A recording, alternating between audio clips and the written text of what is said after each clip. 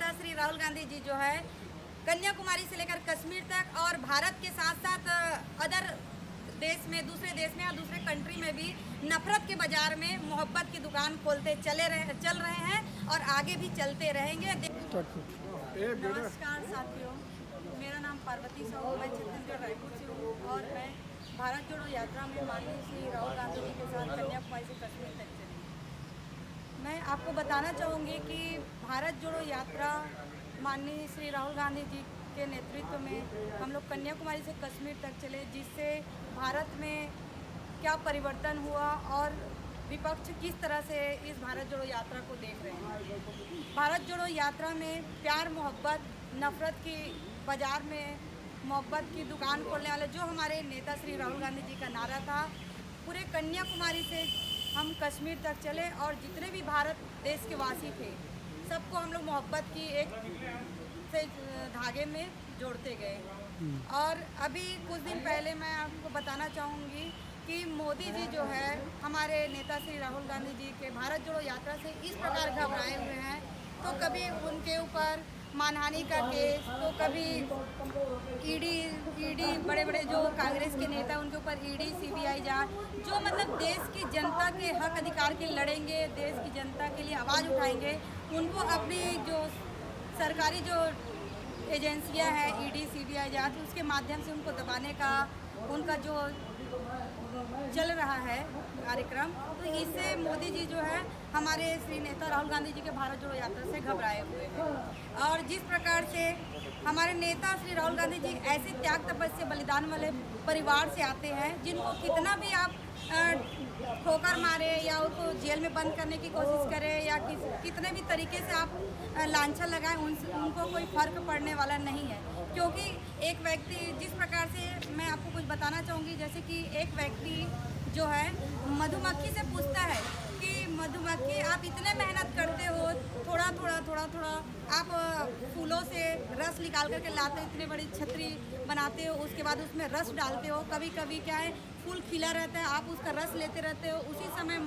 शाम का समय होता है तो फूल जो है मुरझा जाता है, आप उसके अंदर दब भी जाते हो, मतलब इतनी कठिन परिश्रम करते हो। उसके बाद जो है व्यक्ति क्या करते हैं, आपको पत्थर से मार करके भगा देते हैं और जो मीठा जो रस जो शहद रहता है उसको ले जाते हो, छतरी को भी फेंक दिया जाता है, तो आपको इतना मेहनत करने की क्या ज़रूरत है। तो मधुमक्खी कहती है कि मैं जो मेहनत कर रही हूँ या कर रहा हूँ उनको ऊपर वाले देख रहे हैं। उसके साथ साथ अगर मैं मतलब शहद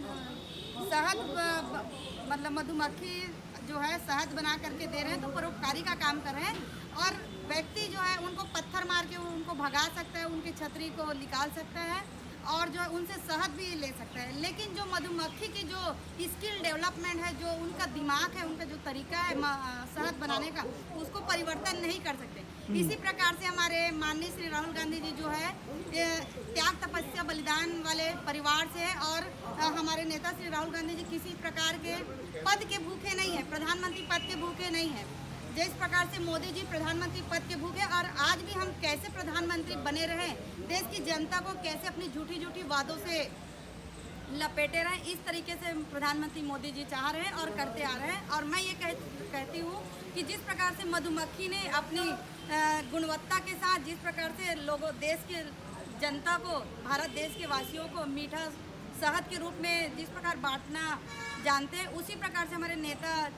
राहुल गांधी जी जो है नफरत के बाजार में मोहब्बत की दुकान जैसे चॉइस सेंटर जगह जगह पे खोलने का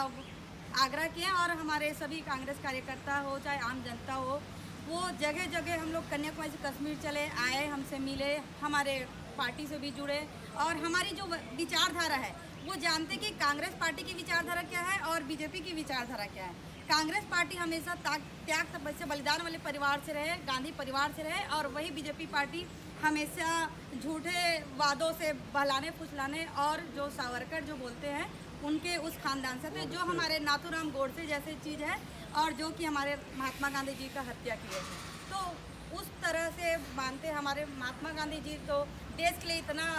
लड़े और अंत में अपना त्याग करके चले गए। आज हम उन्हीं के परिवार से आज हमारे नेता श्री राहुल गांधी जी खड़े हुए हैं, उससे हमारी भारत जोड़ो यात्रा को देख करके इतने लोगों, देश के जनता जो जुड़े हैं हमारे पार्टी को समझते हैं, उनसे बीजेपी पार्टी के लोग घबराए हुए हैं। खासकर हमारे प्रधानमंत्री मोदी जी घबराए हुए हैं। कुछ दिन की बात है, मैं छत्तीसगढ़ से हूँ और मैं कहना चाहूँगी कि कुछ दिन पहले अभी मोदी जी हमारे छत्तीसगढ़ गए थे। वहाँ पे हमारे छत्तीसगढ़ जो स्वयं किसान के पुत्र हैं, माननीय हमारे मुख्यमंत्री माननीय भूपेश बघेल जी, जो खुद स्वयं किसान के पुत्र हैं और किसान के एक एक क्या मेहनत है, कैसा क्या है, सारी चीज़ों को जानते हुए आज हम छत्तीसगढ़ वासी किसान पुत्र को हम लोग मुख्यमंत्री बनाए हैं। उन्होंने ये कहा था कि अगर मैं मुख्यमंत्री बनता हूँ तो गंगा जल लेकर के वो कसम खाए थे छत्तीसगढ़ वासियों से, क्योंकि अगर मैं मुख्यमंत्री बनता हूँ तो जितने भी छत्तीसगढ़ के वासी हैं, जो किसान हैं, जो कर्ज से लदे हुए उनका कर्ज माफ़ करूँगा। अभी मोदी जी, प्रधानमंत्री जी जो गए थे हमारे छत्तीसगढ़, बोलते हैं कि अब छत्तीसगढ़ के मुख्यमंत्री माननीय भूपेश बघेल जी ने गंगा जल लेकर कसम खाए हैं कि मैं अगर मुख्यमंत्री बनता हूँ छत्तीसगढ़ का तो मैं शराबबंदी कराऊंगा। इस तरह से मतलब देश की जनता को झूठी झूठी वादों में जहाँ भी जाए, मतलब देश के कहीं कोई भी कोने में जाए, वो हमेशा कांग्रेस पार्टी के लोगों को भड़काने का और अपने झूठी वादों में देश की जनता को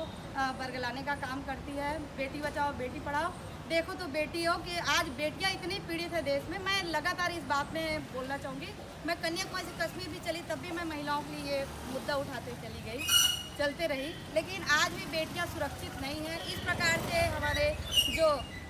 कांग्रेस पार्टी की विचारधारा है और बीजेपी की विचारधारा, ये दोनों में यही अंतर है। और देश इस प्रकार से तानाशाही सरकार चलाने से कोई मतलब नहीं, और निश्चित ही रूप से आने वाले समय में हम कांग्रेस पार्टी की सरकार बनाएंगे और केंद्र में लोकसभा के माध्यम से हम माननीय राहुल गांधी जी के नेतृत्व में प्रधानमंत्री बनाएंगे। इसी आशा विश्वास। सबले बढ़िया छत्तीसगढ़िया, सबले बढ़िया गढ़बो नवा छत्तीसगढ़। जय जोहार संगवारी हो आप।